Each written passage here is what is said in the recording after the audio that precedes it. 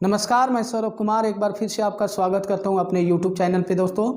और आज जो हमारा टॉपिक है वह टॉपिक है एंशिएंट हिस्ट्री का सबसे वीवीआई टॉपिक।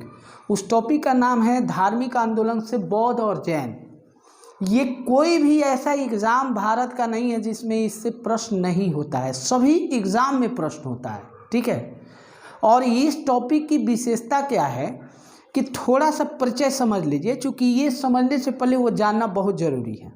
सबसे महत्वपूर्ण क्या हुआ कि एक ही काल में दो महापुरुष भारत में पैदा हो गए, महावीर और बुद्ध। और दोनों की जीवन की जो सफ़र था और उसमें होने वाले घटना जो था इक्वल है, लगभग समान है। इसलिए इनके जीवन में होने वाली घटना समान होने के चलते इन दोनों को जब हम चैप्टर के रूप में पढ़ते हैं इनके बारे में, तो लगभग 90% इनके विषय में जो जानकारियां हैं वह बराबर मतलब समान लगने लगता है। लेकिन दोनों की विचारधारा अलग अलग है, सिद्धांत अलग अलग है। अब इसलिए हमें इनको अलग अलग पढ़ना भी पड़ता है। अब आइए जानते हैं, तो इनका कुछ ऐसे फैक्ट है इनसे जुड़ा हुआ जो काफ़ी कन्फ्यूजन पैदा करता है।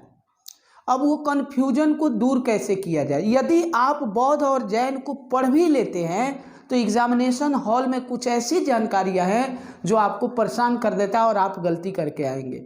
और एक बात जान लीजिए कि ये जो कन्फ्यूजन वाला जो पॉइंट होता है ना, वो केवल विद्यार्थी को नहीं, एग्ज़ाम में क्वेश्चन बनाने वाले ट्रेजरी में बैठे उस आदमी को भी पता होता है कि यहाँ पर बच्चे कंफ्यूज होते हैं और वही प्रश्न बार बार पूछे जाते हैं। तो काफ़ी मशक्क़त के बाद मैंने उस कन्फ्यूजन को दूर करने का एक तरकीब निकाला, और वो तरकीब था कि दोनों के फैक्ट को एक जगह करके और एक साथ जब तक आप नहीं पढ़िएगा तब तक इस कन्फ्यूजन को दूर नहीं किया जा सकता है।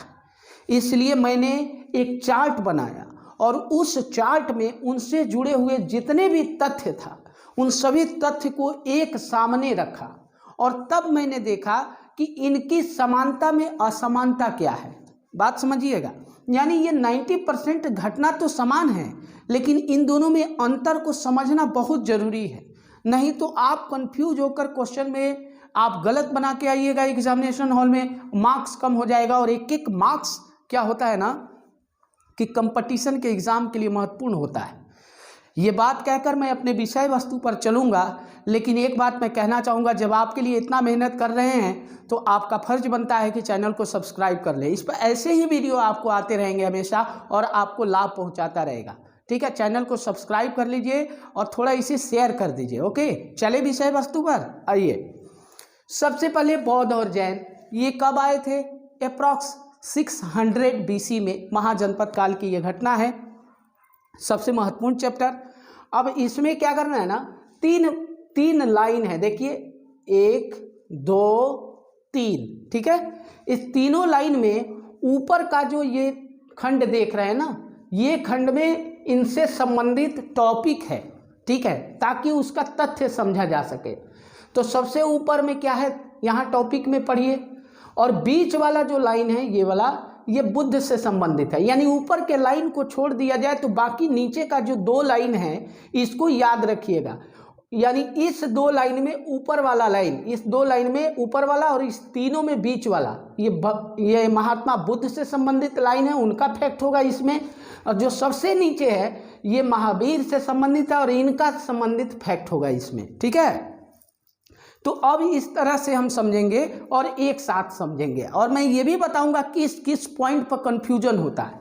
अब देखिए धर्म में क्या है, यहाँ देखिए टॉपिक में धर्म है, ठीक है। तो धर्म में हमारा ये वाला बौद्ध धर्म का लाइन होगा और नीचे वाला जैन धर्म का। अब टॉपिक आता है प्रवर्तक, तो प्रवर्तक में बीच वाला बुद्ध का है तो यहाँ बुद्ध हो जाएगा, और नीचे वाला महावीर का है, चूंकि जैन धर्म से संबंधित है तो ये महावीर का हो जाएगा।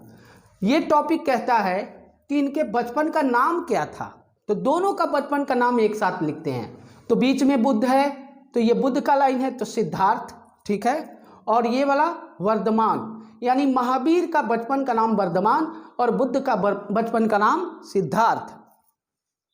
उसके बाद में इनके पिता का नाम क्या था, तो देखते हैं बीच वाला ये बुद्ध का यानी सुदोधन, बुद्ध के पिता का नाम सुदोधन और महावीर के पिता का नाम सिद्धार्थ। हुआ ना कन्फ्यूजन। देखिए अगर ये एक जगह नहीं होता, आप अगर पढ़ के भी गए होते तो आप महा कन्फ्यूज रहते हमेशा कि सिद्धार्थ तो अभी पढ़े थे वो क्या था। तो आपके दिमाग में अब यहाँ पर तुरंत इस फैक्ट को देखिएगा कि बुद्ध का जो बचपन का नाम है वही महावीर के पिता का नाम है, क्या है, सिद्धार्थ। यानी इस चीज़ को दिमाग में अभी जस्टिफाई कीजिए और याद कर लीजिए कि बुद्ध का बचपन का नाम और महावीर के पिता का नाम दोनों समान है और वो नाम है सिद्धार्थ। आगे आते हैं, यहाँ देखिए फिर कंफ्यूजन कैसा कैसा क्रिएट होता है। माता का नाम, तो बुद्ध के माता का नाम महामाया और महावीर के माता का नाम त्रिशला। ये तो थोड़ा ठीक है, याद हो जाएगा, अलग अलग नाम है। बुद्ध का जन्म स्थान कहाँ है, तो यहाँ देखिए कपिलवस्तु लुम्बिनी में। और महावीर का जन्म स्थान कहाँ है, कुंडग्राम वैशाली में। कहाँ, वैशाली में, ये बिहार में पड़ता है और ये लुम्बिनी नेपाल में पड़ता है। ठीक है, अब आगे आते हैं। बुद्ध का यानी मृत्यु स्थल, यानी बुद्ध मरे कहाँ से, मृत्यु स्थल इस दोनों का, तो बुद्ध का कुशीनगर यूपी में पड़ता है और पावापुरी ये महावीर का मृत्यु स्थल है। इसे याद कर लीजिए, ये सब फैक्ट बहुत जरूरी, यहाँ से क्वेश्चन आते हैं। क्या है, महावीर का मृत्यु स्थल। अब देखिए यहाँ पे आप बात करते हैं जन्म काल, यानी कि जन्म काल अब दोनों का। तो बुद्ध का जन्म काल क्या होगा, 563 बीसी और महावीर का जन्म काल क्या होगा, 540 बीसी। ये सबसे ज्यादा बार एग्जाम में पूछा जाने वाला फैक्ट है। इसमें एक भी नहीं है जो आज तक पूछा नहीं गया है, सब के सब फैक्ट से क्वेश्चन आते हैं। यहाँ पे देखिए जन्म काल क्या हुआ, बुद्ध का 563 बीसी और महावीर का 540 बीसी। उसके बाद में मृत्यु काल पर बात करते हैं, तो मृत्यु काल में बीच वाला बुद्ध का, यानी इनका मृत्यु कब हुआ, 483 बीसी में बुद्ध का और महावीर का 468 बीसी में महावीर का। ठीक है, ये फैक्ट हुआ। एक चीज यहाँ पर रुक कर बताना चाहेंगे, ये जितने फैक्ट जो आप पढ़ रहे हैं किताब में, इनको कहानी की तरह लिखा जाता है और जब आप उस तरह पढ़ते हैं तो ये सारे फैक्ट 60% इस चैप्टर का इंफॉर्मेशन है और एक चार्ट के अंदर ये समेटे हुआ है। ठीक है, तो आप समझ लीजिए इस चैप्टर का 60% आप केवल इस चार्ट से पढ़ रहे हैं। अब देखिए ज्ञान प्राप्ति स्थल इस दोनों का, तो बताया ना कि बीच वाला किसका है, बुद्ध का है, नीचे वाला महावीर का है। तो बुद्ध को ज्ञान प्राप्ति कहाँ हुआ, बोध गया। ये भी पूछा किस नदी के किनारे, तो फल्गु नदी के किनारे। किसको, बुद्ध को। अच्छा, इनका ग्राम यानी कि महावीर का कहाँ हुआ, तो जुम्बिक ग्राम। ये कौन से जगह पे, तो रिजुपालिका नदी के किनारे, है ना। बड़ा मतलब अच्छा लग रहा है, दोनों एक साथ पढ़ रहे हैं। अच्छा, संतान, इन दोनों का संतान क्या था आपको पता होना चाहिए। बीच वाला बुद्ध का है, तो जो बुद्ध को जो संतान हुआ वह पुत्र हुआ और महावीर को जो संतान हुआ वह पुत्री हुआ। बुद्ध के संतान पुत्र का नाम राहुल था और महावीर के पुत्री का नाम प्रियदर्शनी या प्रियदर्शना लिखा रहता है, ये था। ठीक है, अब देखिए प्रथम उपदेश दोनों ने दिया है। तो बुद्ध ने प्रथम उपदेश कहाँ दिया, सारनाथ में, और महावीर ने कहाँ दिया, राजगृह में। महावीर ने कहाँ दिया, राजगृह में। देखिए एक एक फैक्ट कितना महत्वपूर्ण है। गृह त्याग, ये तो इसमें तो महा कंफ्यूजन होता है। अब बुद्ध ने गृह त्याग 29 वर्ष की अवस्था में किया और महावीर ने 30 वर्ष की अवस्था में। दोनों फैक्ट एक साथ चल रहे हैं। पत्नी, सबसे ज्यादा कंफ्यूजन पैदा करने वाला पॉइंट। बुद्ध का पत्नी का नाम यशोधरा और महावीर के पत्नी का नाम यशोदा। देखिए कितना कितना का अंतर है। आपको दिमाग में यशोदा किसका है, यशोधरा कौन है, ऐसे कंफ्यूज होते रहते हैं, लेकिन इसमें कंफ्यूज नहीं होइएगा। यशोधरा बुद्ध का और यशोदा यानी महावीर का, यानी इनके कुल, किस कुल में जन्म लिए थे। तो बुद्ध ने जो स्कूल में जन्म लिया था उसका नाम था शाक्य और इनका क्या नाम था महावीर का, तो ज्ञातृ कुल। ये दोनों अलग अलग पढ़िएगा, कंफ्यूजन, एक साथ पढ़ रहे हैं कंफ्यूजन नहीं हो रहा है। उपदेश की भाषा, बुद्ध ने जो उपदेश दिया वह किस भाषा में दिया, तो बुद्ध का उपदेश की भाषा पाली और महावीर के उपदेश की भाषा अर्धमागधी, यानी उसे आप प्राकृत भाषा भी कहा जाता था। और प्रथम अनुयायी दोनों ने बनाया।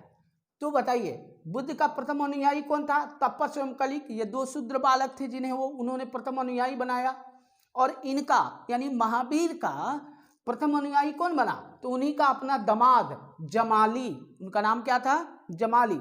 तो इतने सारे फैक्ट को आपने पढ़ा इस वीडियो में। उम्मीद है कि आपको ये वीडियो बहुत अच्छा लगा होगा, और अगर अच्छा लगा है तो एक बार और करें सब्सक्राइब और लाइक कमेंट करना मत भूलिए।